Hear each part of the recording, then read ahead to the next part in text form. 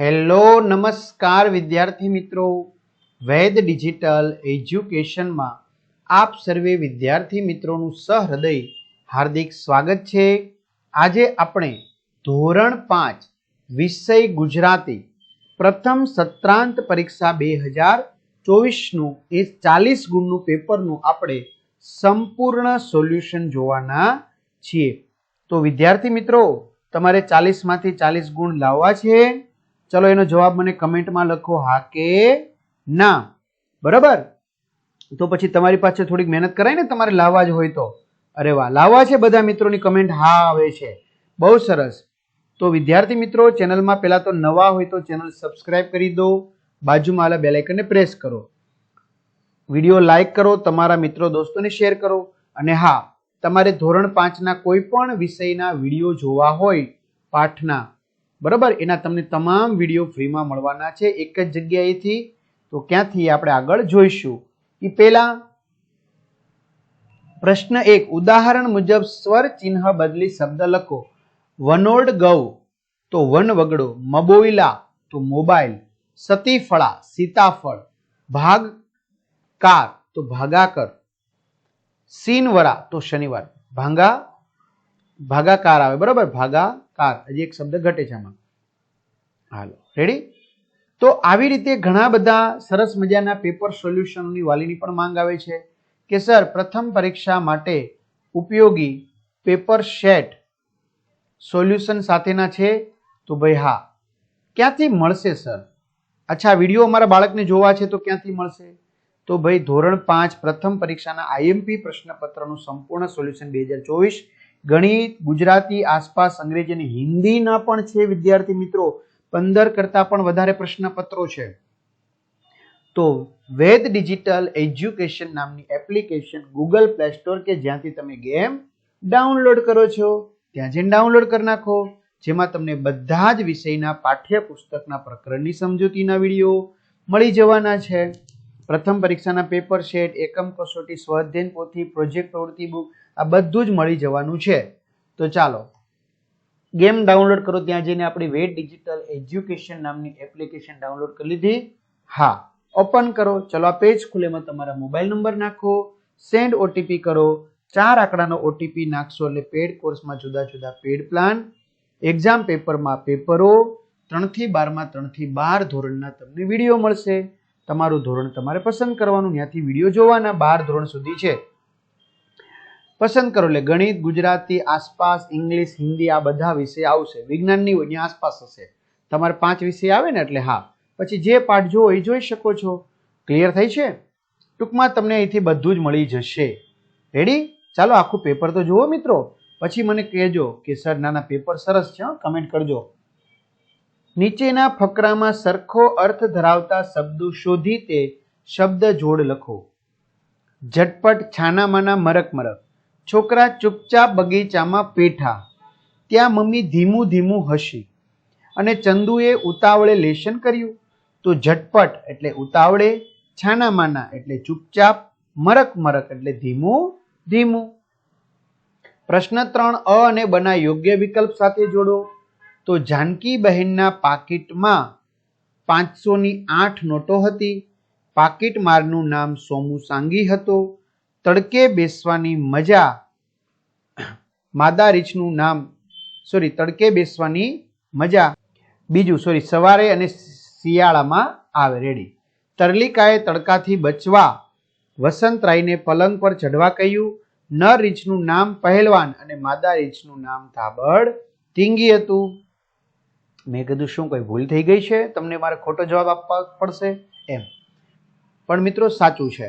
પ્રશ્ન 4, આપેલા 5 પ્રશ્નોમાંથી કોઈ પણ 4 પ્રશ્નોના 2 વાક્યમાં જવાબ લખો. જો ભાઈ ભૂલ દરેકથી થાય, તમારાથી બી થાય, અમારાથી બી થાય. ખબર છે ને, ઘણા હોશિયાર મિત્રો હોય, 40 માંથી 40 આવે એમ હોય, પણ એક સામાન્ય ભૂલ કરીને આવે એટલે 39 માર્ક્સ આવે. પછી કે હા મારે આ ભૂલ થઈ ગઈ એમ. ફિયોના જેવી છોકરીને ક્યારે મજા આવે?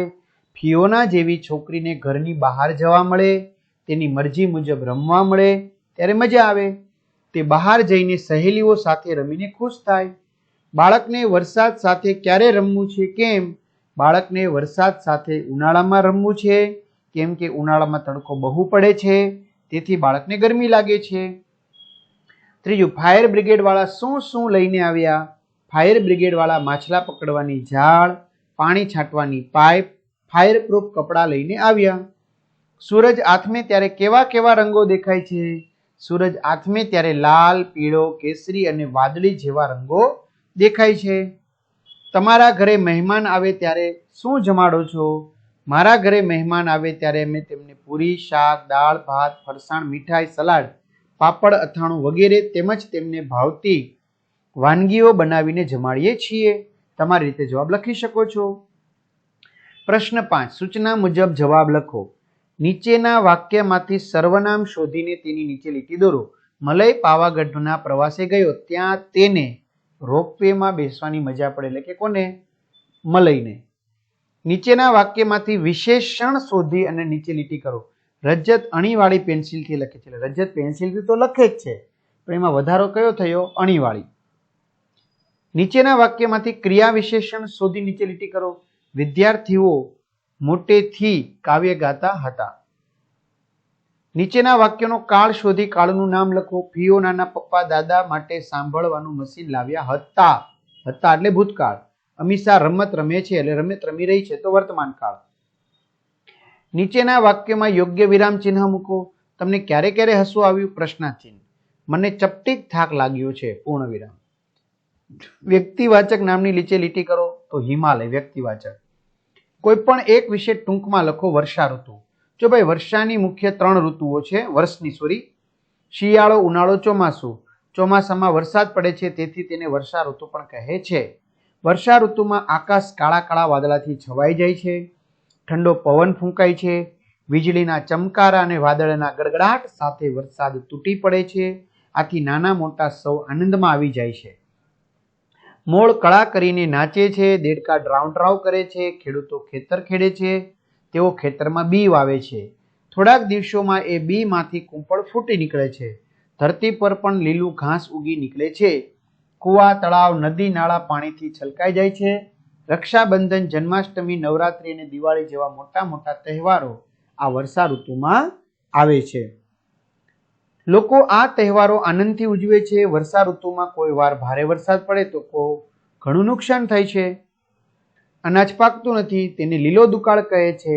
કોઈ વાર તદ્દન ઓછો વરસાદ પડે છે, તેથી અનાજ પાકતું નથી, તેને સૂકો દુકાળ કહે છે. તો વર્ષા ઋતુ આપણને ઘણી ઉપયોગી છે, તેથી તે મારી પ્રિય ઋતુ છે. વૃક્ષો આપણા મિત્ર. તરુનો બહુ આભાર. જગત પર તરુનો બહુ આભાર. તરુ એટલે વૃક્ષ. વૃક્ષો ધરતીની શોભા છે. વૃક્ષો આપણને અનેક રીતે ઉપયોગી છે. તેના પાન હવામાંના કાર્બન ડાયોક્સાઇડનો ઉપયોગ કરી વનસ્પતિ માટે ખોરાક બનાવે છે, સ્ટાર્ચ બનાવે છે અને પ્રાણવાયુ મુક્ત કરે છે. આમ વૃક્ષો હવાને શુદ્ધ કરે છે. વૃક્ષો ન હોય તો ધરતી વેરાન રણ જેવી બની જાય. વૃક્ષો વાદળાને ઠંડા પાડે છે, તેથી વરસાદ પડે છે. વૃક્ષો જમીનનું પાણીથી થતું ધોવાણ અટકાવે છે. તે રણને આગળ વધતું અટકાવે છે. વૃક્ષની છાયામાં પશુઓ અને વટે માર્ગોને છાંયડો અને આરામ મળે છે. વૃક્ષ પર પંખીઓ માળા બાંધે છે. વૃક્ષો આપણને ફળ અને ફૂલ આપે છે. ચલો, ખાખરાના પાનમાંથી પડિયા પતરાળા બને છે. વૃક્ષોનું લાકડું બળતણમાં વપરાય છે. કેટલાક વૃક્ષોના લાકડામાંથી ઘરનું રાચ રચીલું એટલે કે ફર્નિચર બને છે. વૃક્ષો આપણને મધ, લાખ, ગુંદર, રબર તેમજ કેટલીક ઔષધિઓ આપે છે. પોચું લાકડું કાગળ અને દિવાસળી બનાવવામાં વપરાય છે. ઝાડ તો આપણું જીવન છે, તેમના વિના જીવન શક્ય નથી. વૃક્ષો આપણને મદદ કરતા હોવાથી તે આપણા મિત્રો છે. તે પથ્થર મારનારને પણ ફળ આપે છે. તેથી વૃક્ષો સંતો જેવા છે. વૃક્ષોનો ઘણો મહિમા છે, તેથી દર વર્ષે વૃક્ષારોપણ દિનની ઉજવણી થાય છે. આપણે વૃક્ષોને બચાવીશું તો વૃક્ષો આપણને બચાવશે. આગળ વધીએ વિદ્યાર્થી મિત્રો. પ્રશ્ન 7, ચિત્રનું વર્ણન 5 થી 7 લીટીમાં કરો. બરોબર, તો રીંછ અને સિંહનું છે. તો રીંછ ચતુર હતું. તે સિંહને પોતાના ઘરને બદલે મધપુડાના વનમાં લઈ ગયું. રીંછે ત્યાં પહોંચીને પોતે દૂર ઊભા રહી સિંહને મધ ખાવાનો આગ્રહ કર્યો. સિંહે મધ ખાવાની લાલચમાં કશું વિચાર્યા વિના મધપુડા પર પોતાનો પંજો માર્યો.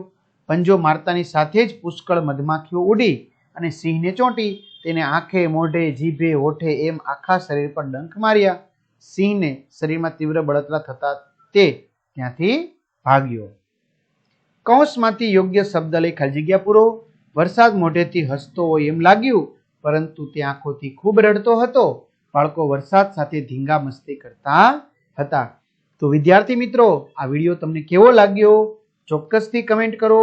અને હા, આવા જ તમારે સરસ મજાના પેપરો જોતા હોય, એટલે કે આ પેપર શેટ જોતા હોય તો પેડ કોર્સમાંથી મેળવી શકશો. 3 થી 12ના વિડીયો પણ તમને આવી રીતે સમજાવેલા છે, એ પણ તમે ત્યાંથી જઈને વિડીયો જોઈ શકશો. અને ચેનલ સબસ્ક્રાઇબ કરી મિત્રો સબસ્ક્રાઇબ કરો તો આવા વિડીયો તમને આપણે આપતા રહીએ. અને દરેક વિદ્યાર્થી મિત્રોને 40માંથી 40 ગુણ મળે એવી શુભકામના. બરાબર, તો આવી રીતે આવું પૂછાય એવું જરૂરી નથી ભાઈ. આવી રીતે તૈયારી કરશો તો તમને ઉપયોગી થશે. ઘણા મિત્રો કહેશે અમારું પેપર છે.